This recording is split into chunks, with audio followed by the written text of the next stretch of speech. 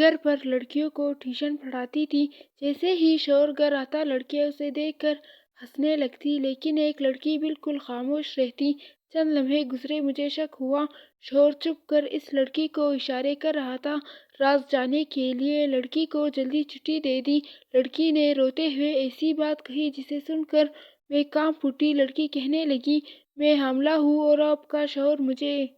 میں ایک ٹیچر تھی۔ اسکول سے چھٹی کے بعد میں گھر پر لڑکیوں کو ٹیوشن پڑھایا کرتی تھی۔ میرے پاس اپنے محلے کے علاوہ دوسرے محلوں سے بھی لڑکیاں پڑھنے آتی تھیں۔ جتنی بھی لڑکیاں پڑھتی تھیں وہ سب جوان اور خوبصورت تھیں۔ میرا شوہر ڈرائیور تھا۔ اس کے علاوہ پاس اپنی وین تھی اور اسکول اور کالج کی بچیوں کو اسکول کالج چھوڑتا تھا، پھر انہیں چھٹی کے وقت واپس گھر چھوڑتا تھا۔ مجھے ٹیوشن سینٹر کھولے چند ہی دن ہوئے تھے۔ اس سے پہلے میں صرف اسکول میں پڑھاتی تھی۔ پہلے میں نے رکشہ لگایا ہوا تھا، رکشے پر ہی اسکول جاتی تھی اور گھر آتی تھی۔ لیکن پیسوں کی بچت کی خاطر میں نے چھٹی کے ٹائم کا رکشہ ختم کر دیا تھا۔ میں شوہر کے ساتھ ہی گھر آتی تھی۔ ہمارا گھر چھوٹا سا تھا، اس لیے میں لڑکیوں کو صحن میں ٹیوشن پڑھاتی تھی۔ اس دن میں لڑکیوں کو ٹیوشن پڑھا رہی تھی کہ میرا شوہر آ گیا۔ اسے دیکھتے ہی لڑکیوں نے ہنسنا شروع کر دیا۔ مجھے تعجب ہوا کہ ایسا کیا تھا کہ لڑکیاں میرے شوہر کو دیکھ کر ہنسنے لگیں۔ میں انہیں ڈپٹ دیا۔ وہ منہ پر ہاتھ رکھ کر دبی دبی آواز میں ہنستی رہی۔ ان لڑکیوں میں ایک لڑکی ایسی تھی جو خاموش اور سنجیدہ بیٹھی ہوئی تھی۔ اس نے بھی ایک نظر میرے شوہر کو دیکھا تھا، پھر نظریں جھکا لی تھیں۔ حیرت کی بات یہ تھی کہ میرا شوہر بھی ان لڑکیوں کو دیکھ کر زیر لب مسکرایا تھا اور پھر وہ کمرے میں چلا گیا۔ شوہر کا مسکرانا میرے دل کو دھڑکا گیا۔ بہرحال اس کے کمرے میں جاتے ہی میں نے سر کو جھٹکا اور لڑکیوں کو پڑھانے میں مصروف ہوئی۔ ہماری شادی کو 1 سال ہو گیا تھا، لیکن ہماری ابھی تک کوئی اولاد نہیں تھی۔ ہم میاں بیوی گھر میں اکیلے رہتے تھے۔ میری ساس تو فوت ہو چکی تھی، لیکن سسر ایک دینی جماعت کے ساتھ تبلیغ کے لیے شہر سے باہر گئے ہوئے تھے اور ان کی واپسی کا کوئی پتہ نہیں تھا۔ میرا شوہر شام کو دیر سے گھر آتا تھا، لیکن آج وہ جلدی آ گیا تھا۔ مجھے برا لگا تھا کہ کوئی میرے شوہر کو دیکھ کر ہنسے۔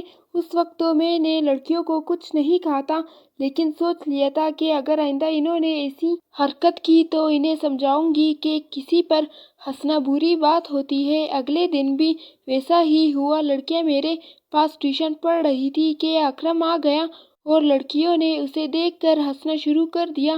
اس دن مجھے غصہ آ گیا اور میں نے لڑکیوں کو خوب ڈانٹا کہ تم لوگوں کو شرم نہیں آتی؟ ایک غیر بندے کو دیکھ کر ہنستے ہوئے لڑکیاں خاموش ہو کر پڑھائی میں مگن ہو گئیں، لیکن میرا دھیان جمیلہ کی طرف چلا گیا۔ اس نے بھی اکرم کو دیکھا تھا، لیکن وہ نہ ہنسی تھی، البتہ اس نے سر جھکا لیا تھا، جیسے اندر ہی اندر احساس شرمندگی میں گھری ہو۔ مجھے اس کا نہ ہنسنا اور سر جھکانا اندیشے میں ڈال گیا تھا، جس کا میں اظہار نہیں کر سکی تھی۔ جمیلہ کا تعلق امیر گھرانے سے تھا۔ وہ دوسرے محلے سے پڑھنے کے لیے میرے پاس آتی تھی۔ اس کا بھائی چھوڑ کر جاتا تھا اور وہی لے جاتا تھا۔ اب تو میرے شوہر نے بھی گھر جلدی آنا شروع کر دیا تھا۔ دوپہر کا کھانا وہ باہر سے کھا کر ہی آتا تھا۔ آتے ہی منہ ہاتھ دھو کر اور لباس تبدیل کر کے وہ کمرے میں کھڑکی کے پاس بیٹھ جاتا۔ مجھے اس کا کھڑکی کے پاس بیٹھنا برا لگتا تھا۔ وہ کھڑکی صحن میں کھلی تھی جہاں میں لڑکیوں کو پڑھا رہی تھی۔ میرا شوہر ان پڑھ تھا، اس نے ایک جماعت بھی نہیں پڑھی تھی۔ اس نے خود بتایا تھا کہ اسے پڑھائی سے دلچسپی نہیں تھی۔ اس کی اماں اسے اسکول میں چھوڑ آتی تو وہ اسکول سے بھاگ جاتا اور سارا دن آوارہ دوستوں کے ساتھ آوارہ گردی کرتا رہتا۔ آخر کار اس کی اماں نے تنگ آ کر اسے درزی کی دکان پر بٹھا دیا تھا، لیکن وہاں بھی وہ چند دن رہا پھر بھاگ گیا۔ جوان ہونے کے بعد اس نے اپنی وین خرید لی تھی اور تب سے یہی کام کر رہا تھا۔ اسے وین چلاتے ہوئے 4 سال ہونے والے تھے۔ میری بھی اچھی تنخواہ تھی، اسی لیے ہماری گزر بسر اچھی ہو رہی تھی۔ ایک دن میں لڑکیوں کو پڑھا رہی تھی۔ اکرم بھی گھر آ چکا تھا اور کمرے میں کھڑکی کے پاس بیٹھا ہوا تھا۔ اچانک میری نظر خاموش بیٹی جمیلہ پر پڑی تو میں چونک پڑی۔ جمیلہ پڑھنے کی بجائے کھڑکی کی طرف دیکھ رہی تھی۔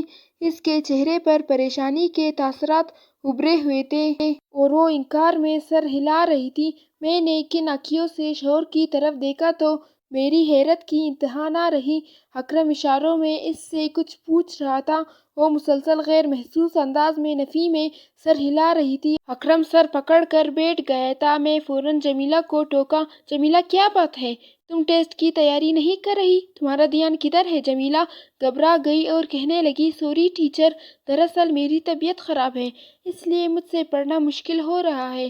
میں اٹھ کر اس کے پاس گئی اور اسے غور سے دیکھتے ہوئے پوچھا، کیا ہو گیا ہے تمہاری طبیعت کو؟ وہ گھبرائی سی دکھائی دی۔ میں نے کن آنکھوں سے کھڑکی کی طرف دیکھا تو اکرم وہاں سے ہٹ چکا تھا اور جمیلہ کی نظریں بار بار کھڑکی کی طرف بھٹک رہی تھی، لیکن میرے پوچھنے پر اس کی گھبراہٹ میں اضافہ ہو گیا۔ کہنے لگی، میرے سر میں درد ہو رہا ہے، مجھے چھٹی دے دیں، میں گھر جانا چاہتی ہوں۔ میں نے ایک طویل سانس لی اور پوچھا کہ تمہارا گھر تو دوسرے محلے میں ہے، کس کے ساتھ جاؤ گی؟ وہ خاموش رہی۔ میں نے ٹیوشن میں لڑکیوں کے موبائل فون لانے پر پابندی لگا رکھی تھی، کیونکہ لڑکیاں پڑھتی کم تھیں، موبائل فون میں زیادہ بزی ہوتی تھی، اسی لیے کوئی بھی لڑکی موبائل فون نہیں لاتی تھی۔ اگر کسی لڑکی نے بھائی کو بلوانا ہوتا تو میں اسے فون دے دیتی تھی اور وہ فون کر لیتی تھی۔ میں نے اپنا موبائل فون جمیلہ کو دیتے ہوئے کہا کہ اپنے بھائی کو بلا لو۔ اس نے بھائی کو فون کیا لیکن اس کا فون بند تھا۔ وہ پریشان ہو گئی تھی اور اس کی طبیعت بگڑتی جا رہی تھی۔ میں نے اس کی طبیعت کی خرابی کے پیش نظر اکرم سے کہا کہ وہ جمیلہ کو گھر چھوڑ کر آئے۔ حالانکہ جب میں نے اکرم سے کہا تھا تو میرے دل کو کچھ ہوا تھا، لیکن میں مجبور تھی۔ اکرم جمیلہ کو اس کے گھر چھوڑنے گیا تھا تو کافی دیر لگ گیا تھا اور یہ سارا وقت میں نے کانٹوں پر گزارا تھا۔ میں تو پڑھائی سے بھی ہٹ گئی تھی اور سارا دھیان اکرم کی طرف لگا رہا تھا۔ جب وہ گھر آئے تو تب میری جان میں جان آئی تھی۔ میں نے محسوس کیا تھا کہ اکرم بھی کچھ پریشان اور بے چین دکھائی دیا تھا۔ جب سب لڑکیاں پڑھ کر چلی گئی تو میں نے باتوں باتوں میں اکرم کو بھڑکانے کی کوشش کی تھی، لیکن اس نے کچھ بھی نہیں بتایا تھا، بلکہ میری بات ہنس کر ٹال گیا تھا۔ آج سے پہلے میں نے کبھی اکرم کو یوں پریشان اور بے چین نہیں دیکھا تھا۔ میرے دل میں خیال آیا کہ کہیں اکرم کے جمیلہ کے ساتھ ناجائز تعلقات تو نہیں ہیں۔ مرد کا کوئی بھروسہ نہیں ہوتا، وہ شادی شدہ ہونے کے باوجود بھی عورتوں کی طرف دیکھنا اور مائل ہونے کی کوشش کرتا ہے۔ مجھے اکرم کے ساتھ رہتے ہوئے 1 سال ہو گیا تھا، لیکن میں نے آج تک اس میں کوئی برائی نہیں دیکھی تھی۔ لیکن شیطان کا کیا بھروسہ، وہ تو اچھے اچھوں کو بھی برائی کی طرف راغب کرنے پر مجبور کر دیتا ہے۔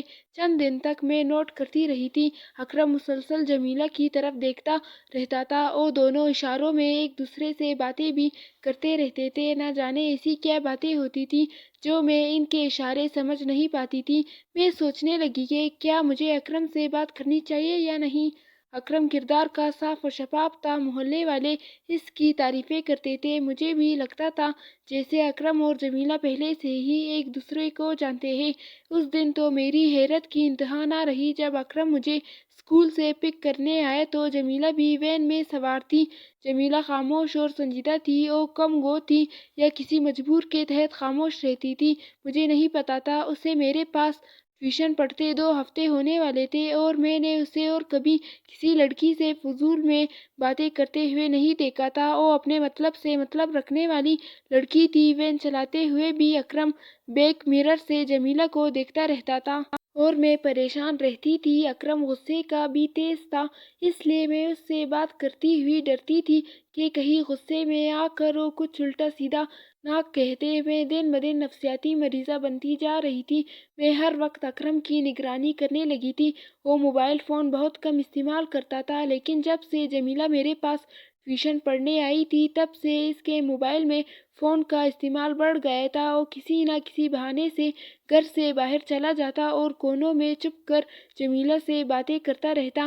میں سوچتی تھی کہ آخر جمیلہ میں ایسا کیا تھا جو مجھ میں نہیں تھا، مجھ میں آخر کیا کمی تھی کہ اکرم جمیلہ کی طرف مائل ہوتا جا رہا تھا۔ میں بھی کم سن، خوبصورت اور پڑھی لکھی لڑکی تھی، ہم دونوں کزن تھے، اس لیے میری اماں نے اس سے میرا رشتہ کر دیا تھا۔ اماں نے مجھ سے اکرم کے رشتے کی بات کی تو میں نے خاموشی سے رضامندی دے دی تھی، کیونکہ بقول اماں ابا کے اکرم ان کا خون اور دیکھا بالا تھا۔ عورت کی بھی برداشت کی حد ہوتی ہے، جب اس کی برداشت سے باہر ہو جاتی ہے تو وہ آخرکار پٹ ہی پڑتی ہے۔ میں اکرم اور جمیلہ کی آنکھ مچولی چند دن تک تو برداشت کرتی رہی، پھر میری برداشت سے باہر ہوا تو میں پٹ پڑی اور اکرم سے پوچھ لیا کہ آپ اور جمیلہ کا آخر کیا چکر چل رہا ہے؟ میں کافی دنوں سے نوٹ کر رہی ہوں کہ آپ اور جمیلہ اشاروں میں باتیں کرتے ہیں۔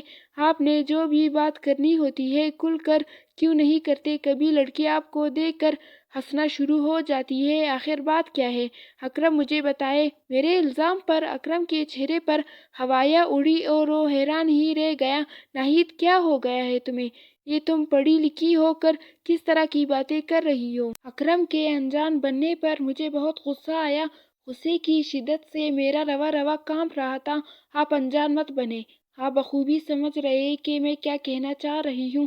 بتائیں آپ کے جمیلہ سے کیا تعلقات ہیں؟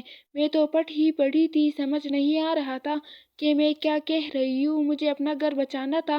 میری بات پر اکرم کو بھی غصہ آ گیا، کہنے لگا کہ میرا اس سے جو بھی تعلق ہے تمہیں بتانے کی ضرورت نہیں ہے، تم اپنے کام سے کام رکھا کرو۔ میں کیا کر رہا ہوں کیا نہیں کر رہا تمہیں میرے معاملے میں پڑنے کی ضرورت نہیں ہے۔ اتنا کہہ کر وہ گھر سے باہر چلا گیا اور میں سر گھٹنوں میں دے کر رونے لگی۔ ساری بات واضح ہو چکی تھی، اکرم اور جمیلہ کے درمیان واقعی تعلق تھا، ورنہ اکرم کو چراغ پا ہونے کی کیا ضرورت تھی؟ روتے روتے میں کب سو گئی مجھے پتہ ہی نہ چلا۔ اکرم رات کو دیر سے گھر آیا تھا۔ صبح جب میں اٹھی تو وہ گھر سے جا چکا تھا۔ سوچ سوچ کر میرا دماغ پھٹا جا رہا تھا، اس لیے میں نے اسکول سے چھٹی کر لی تھی۔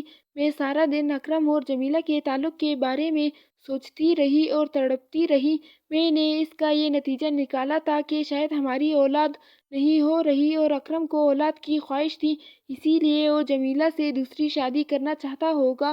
اکرم اور میرے درمیان چند دن بول چال بن رہی تھی۔ اکرم نے مجھے منانے کی بھی کوشش نہیں کی تھی، میں روٹھ کر میکے بھی نہیں جا سکتی تھی، ورنہ پتہ نہیں میرے پیچھے اکرم کیا گل کھلائے۔ ایک رات میری آنکھ کھلی تو اکرم بستر پر موجود نہیں تھا۔ میں پریشان ہوئی اور کمرے سے باہر چلی گئی، لیکن اکرم کہیں نہیں تھا۔ مجھے لگا وہ چھت پر ہوگا تو میں چھت پر چلی گئی۔ اکرم چھت پر ٹہلتے ہوئے فون پر باتیں کرنے میں مصروف تھا۔ میں نے غور سے اس کی باتیں سنی تو وہ کہہ رہا تھا، جمیلہ تم پریشان مت ہو، میں کچھ کرتا ہوں۔ میری بیوی کو ہمارے تعلق کے بارے میں شک تھا۔ جب میں سیڑھیاں اتر رہی تھی تو مجھے اپنے پیر من من کے بھاری محسوس ہو رہے تھے۔ میں کیسے کمرے میں پہنچی نہیں جانتی تھی۔ میں نے کروٹ بدل لی، میری آنکھوں سے آنسو سیلاب بن کر نکلنے لگے۔ تھوڑی دیر کے بعد اکرم بھی آ گیا تھا۔ وہ کمرے میں یوں آیا تھا جیسے چور آتا ہے۔ میں نے باقی رات روتے ہوئے گزاری تھی۔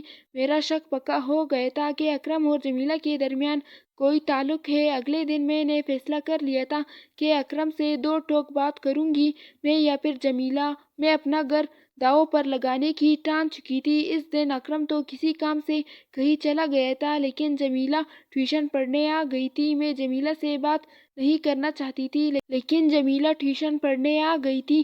میں جمیلہ سے بات نہیں کرنا چاہتی تھی، لیکن مجھے اس پر بے حد غصہ تھا۔ وہ جانتی تھی کہ اکرم شادی شدہ ہے، اس کے باوجود وہ اس پر دورے ڈال رہی تھی اور اسے پھنسانے کی کوشش کر رہی تھی۔ لڑکیوں کو پڑھانے کا میرا دل اچاٹ ہو گیا تھا، اسی لیے میں نے لڑکیوں کو جلد پڑھا کر چھٹی دے دی۔ جب سب چلی گئی اور آخر میں جمیلہ جانے لگی تو میں نے اسے روک لیا۔ وہ گھبرائی گھبرائی ہی دکھائی دی، شاید وہ سوچ رہی تھی کہ میں نے اسے کیوں روک لیا ہے۔ میری سمجھ میں نہیں آ رہا تھا میں جمیلہ سے کیا بات کروں، لیکن میں نے سوچا کہ اگر میں جمیلہ سے بات کروں کہ وہ میرے شوہر کا پیچھا چھوڑ دے، ورنہ میں اس کے گھر والوں کو بتا دوں گی تو شاید وہ میری دھمکی سے ڈر جائے اور اکرم کا پیچھا چھوڑ دے۔ مجھے یہی صورت بہتر دکھائی دی۔ میں اس سے بات کرنا ہی چاہتی تھی کہ اچانک جمیلہ کو الٹی آئی اور وہ بھاگتی ہوئی واش روم میں گھس گئی۔ اس کے اس طرح الٹی کرنے پر میں حیران رہ گئی۔ یہ ویسی الٹی تھی جیسی یہ حاملہ ہو اور میں اسے دیکھتی رہ گئی۔ جمیلہ نے کہا تھا کہ ٹیچر میں حاملہ ہوں اور آپ کا شوہر مجھے کہہ رہا ہے کہ میں اپنے حاملہ ہونے کے بارے میں امی کو بتا دوں۔ جمیلہ کی بات سن کر میں کام کر رہ گئی۔ وہی ہوا تھا جس کا مجھے ڈر تھا۔ میرے دماغ میں سوچوں نے چکرانا شروع کر دیا کہ کیا جمیلہ کے بطن میں پلنے والا بچہ اکرم کا ہے؟ کیا اکرم اس حد تک گر گیا ہے کہ اس نے ایک کنواری لڑکی کو حملہ کر دیا ہے؟ یہ سوچ کر ہی مجھے یوں لگا جیسے میرے سر پر آسمان ٹوٹ پڑا ہو۔ میں آپے سے باہر ہو گئی۔ میں نے جمیلہ کو بازوؤں سے پکڑ کر جھنجھوڑتے ہوئے کہا، جمیلہ یہ کیا بکواس کر دیا؟ مجھے لگا جیسے وہ مگرمچھ کے آنسو بہا رہی ہے۔ دل کیا کہ اس کا گلا گھونٹ دوں، لیکن میں ایسا نہ کر سکی کیونکہ اس کے ساتھ اکرم بھی برابر کا ذمہ دار تھا۔ اگر لڑکی کم عمر اور ناسمجھ تھی لیکن وہ تو سمجھدار تھا۔ اسے جمیلہ کے ساتھ منہ کالا کرنے سے پہلے میرے بارے میں سوچنا چاہیے تھا، اپنے بارے میں سوچنا چاہیے تھا کہ جب یہ بات دنیا والوں کو پتہ چلے گی تو کیا سوچیں گے۔ جمیلہ مسلسل رونے چلی جا رہی تھی۔ وہ بولی، ٹیچر آپ اپنے شوہر کے بارے میں غلط سوچ رہی ہیں۔ وہ بالکل ایسے نہیں ہے اور نہ ہی انہوں نے میرے ساتھ منہ کالا کیا ہے۔ وہ نیک اور بہت اچھے انسان ہیں۔ اگر وہ نہ ہوتے تو شاید میں خودکشی کر چکی ہوتی۔ جمیلہ کی بات سن کر مجھے ایک زوردار جھٹکا لگا اور میں آنکھیں پھاڑ پھاڑ کر جمیلہ کو دیکھتی رہ گئی۔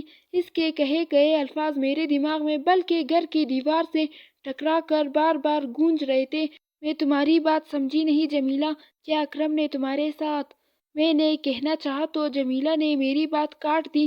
کہنے لگی، نہیں ٹیچر، وہ تو بہت اچھے انسان ہیں۔ میں نے ان جیسا انسان آج تک نہیں دیکھا۔ انہوں نے میرے ہر قدم پر مدد کی ہے اور میرا ساتھ دیا ہے۔ ایک نواز ہی تھا جو دنیا کا گھٹیا ترین اور بدبخت انسان ہے۔ کاش میں نواز کی چکنی چیری باتوں میں نہ آتی، کاش مجھے اپنے والدین کی عزت کا خیال ہوتا۔ میں نے اسے نواز کے بارے میں پوچھا تو وہ مجھے اپنی کہانی سنانے پر آمادہ ہو گئی۔ ہم دونوں صحن میں کرسیوں پر بیٹھ گئے اور جمیلہ بتانے لگی، میں جس کالج میں پڑھتی تھی وہاں لڑکے بھی پڑھتے تھے۔ میں ایک کمگو لڑکی تھی، کسی سے زیادہ دوستی نہیں کرتی تھی۔ وہی میری ملاقات نواز سے ہوئی۔ نواز خوبصورت ہونے کے ساتھ ساتھ بہت باتونی تھا۔ میں اس کی شخصیت میں ایسی گم ہو گئی کہ مجھے ہوش ہی نہ رہا تھا۔ میرا شمار کالج کی خوبصورت لڑکیوں میں ہوتا تھا۔ بہت سے لڑکے مجھ سے دوستی کرنے کے خواہاں تھے لیکن میں کسی کو لفٹ نہیں کراتی تھی۔ پتہ نہیں میں نواز کی چکنی چپڑی باتوں میں کیسے آ گئی تھی۔ وہ کہتا تھا کہ میں تم سے محبت کرتا ہوں، اتنی محبت کہ رانجھا نے بھی ہیر سے نہیں کی ہوگی۔ میں اس کی باتوں سے بہت متاثر ہوتی تھی اور یہی سمجھتی رہی کہ وہ واقعی مجھ سے محبت کرتا ہے۔ وہ امیر خاندان کا چشم و چراغ تھا۔ اس کا باپ بہت امیر اور اثر سراغ والا آدمی تھا۔ میں نواز کی محبت میں اپنے ہوش و حواس کھو بیٹھی تھی۔ میں نہیں جانتی تھی کہ وہ مجھ سے محبت نہیں کرتا بلکہ اپنی نفسانی خواہش پوری کرنا چاہتا ہے۔ اس کے بارے میں بہت سی لڑکیوں نے مجھے خبردار کیا تھا کہ نواز سے بچ کر رہنا، یہ لڑکیوں کو استعمال کر کے ٹیشو پیپر کی طرح پھینک دیتا ہے۔ ہم روزانہ رات کو گھنٹوں موبائل فون پر باتیں کرتے رہتے تھے۔ میں اس سے کہتی تھی کہ اگر تم مجھے پسند کرتے ہو تو اپنا رشتہ بھیجو، لیکن وہ ٹال جاتا تھا، کہتا تھا کہ ابھی میں شادی کے لیے تیار نہیں ہوں، جب بھی تیار ہوں تو پہلی فرصت میں ہی اپنے گھر والوں کو تمہارے گھر بھیجوں گا۔ ہم دونوں اتنے بے تکلف ہو گئے تھے کہ اگر وہ مجھ سے دو چار باتیں بھی کرتا تھا تو میں اسے روکتی نہیں تھی۔ وہ دن میری زندگی کا سیاہ ترین دن تھا جس دن میری سالگرہ تھی۔ میں نے نواز کو بتایا تو اس نے کہا کہ میں تمہاری سالگرہ سیلیبریٹ کرنا چاہتا ہوں۔ اس نے ایک ہوٹل میں کمرہ بک کرا لیا تھا اور میں اس کی محبت میں چور ہو کر سوچے سمجھے بغیر ہوٹل پہنچ گئی۔ اس نے میری سالگرہ منائی، پھر میں نے چائے پی تو میں بے ہوش ہو گئی۔ جب ہوش آئے تو میری دنیا لٹ چکی تھی۔ نواز میری عزت تار تار کر کے جا چکا تھا۔ میں لٹی پٹی گھر پہنچی تو والدین نے پوچھا کہ کہاں گئی تھی؟ کافی دیر سے گھر پہنچی۔ میں والدین کو کیا بتاتی کہ میں عزت لٹوا کر آئی ہوں؟ میں نے بہانہ بنایا کہ میں سہیلی کی طرف گئی تھی، میرے موبائل کی بیٹری ڈیڈ ہو گئی تھی، اس لیے اطلاع نہ کر سکی۔ بہرحال کچھ ہی دن گزرے تھے کہ مجھے پتہ چلا کہ میں حاملہ ہوں۔ میں بہت پریشان ہوئی، روئی، لیکن کچھ سمجھ نہیں آیا۔ میں نے نواز سے بات کی تو صاف مکر گیا، بلکہ اس نے مجھے بدکردار اور گھٹیا لڑکی تک کہہ دیا۔ اس نے اپنا گناہ قبول نہ کیا اور مجھ سے تعلق ختم کر دیا۔ اس نے مجھے دھمکی بھی دی کہ اگر تم نے کسی کو کچھ بتایا تو میں تمہیں پوری دنیا میں رسوا کر دوں گا۔ میں نے سوچا کہ جب میرے والدین کو میرے حاملہ ہونے کا پتہ چلے گا تو کسی کو منہ دکھانے کے قابل نہیں رہیں گے۔ میں اکرم بھائی کی وین میں کالج جاتی اور کالج سے گھر جاتی تھی۔ ایک دن میں کالج سے چھٹی سے ذرا پہلے ہی چلی گئی۔ میرا ارادہ خودکشی کرنے کا تھا۔ میں نہر کی طرف جا رہی تھی کہ نہر میں چھلانگ مار کر اپنی جان دے دوں۔ وہیں سے اکرم بھائی کا گزر ہوا۔ میں نہر میں چھلانگ لگانے ہی والی تھی کہ اکرم بھائی نے مجھے بچا لیا۔ انہوں نے خودکشی کرنے کی وجہ پوچھی تو میں نے انہیں سب کچھ سچ بتا دیا۔ انہوں نے مجھے مشورہ دیا کہ میں اپنے والدین کو سچ بتا دوں تاکہ وہ اس کا کوئی حل نکال سکیں، لیکن میں ڈری ہوئی تھی اس لیے والدین کو نہ بتا سکی۔ میں ابورشن کرا کر اس بچے سے جان چھڑانا چاہتی ہوں، لیکن کوئی لیڈی ڈاکٹر میری واقف نہیں ہے، اسی لیے میں بہت پریشان تھی۔ اکرم بھائی نے میرا حوصلہ بڑھایا ہے اور میرے اندر جینے کی امنگ پیدا کی ہے۔ انہوں نے کہا کہ وہ اپنی کسی جانے والی لیڈی ڈاکٹر سے بات کریں گے۔ ٹیچر میں نے بھی نوٹ کیا تھا کہ اب ہماری طرف سے شک میں مبتلا ہو چکی ہے۔ اکرم بھائی نے بتایا تھا، میں نے ان سے کہا تھا کہ وہ مجھے میرے حال پر چھوڑ دیں اور اپنا گھر خراب نہ کریں، لیکن وہ میری بات نہیں مان رہے تھے۔ انہوں نے میرے سر پر شفقت بھرا ہاتھ رکھا تھا، کہتے تھے کہ کچھ بھی ہو جائے میں اپنی بہن کو مشکل میں نہیں چھوڑ سکتا۔ اتنا کہنے کے بعد جمیلہ خاموش ہو گئی تو میں نے سکون کی سانس لی۔ مجھے خود سے شرمندگی ہونے لگی اور میرا ضمیر مجھے ملامت کرنے لگا کہ بنا تحقیق کیے میں نے اپنے نیک سیرت شوہر پر الزام لگا دیا تھا۔ مجھے اپنا آپ زمین میں دھنستا ہوا محسوس ہوا تھا۔ شام کو اکرم گھر آیا تو میں نے اسے اپنے رویے کی معافی مانگی۔ اس نے نہ صرف مجھے معاف کر دیا بلکہ کہا کہ بغیر تحقیق کسی پر الزام تراشی کرنا بھی گناہ ہے۔ جمیلہ میری چھوٹی بہن ہے اور مجھ سے جو کچھ ہو سکا میں اس کے لیے کروں گا۔ پھر ہم دونوں نے ایک لیڈی ڈاکٹر سے بات کر کے جمیلہ کا ابورشن کر دیا۔ ابورشن ہونے کے بعد جمیلہ ہلکی پھلکی ہو گئی تھی اور اس نے توبہ کر لی تھی کہ وہ آئندہ کبھی بھی کسی لڑکے کی چکنی چپڑی باتوں میں نہیں آئے گی۔ میں سوچتی تھی کہ اس سب میں کس کا قصور ہے، لڑکیوں کا جو اوباش لڑکوں کی چکنی چپڑی باتوں میں آ کر اپنا آپ ان کے سپرد کر دیتے ہیں، یا ان والدین کا جو اپنی بچیوں پر نظر نہیں رکھتی کہ وہ کیا کر رہی ہے، کس سے مل رہی ہے، موبائل فون پر کس سے بات کر رہی ہے۔ آج والدین اپنی زندگی میں مست ہیں اور ان کی بیٹیاں اپنی عزتوں سے ہاتھ دھو رہی ہے، اور خدا کے لیے اپنی بچوں پر نظر رکھا کریں تاکہ وہ کوئی غلط قدم نہ اٹھائے۔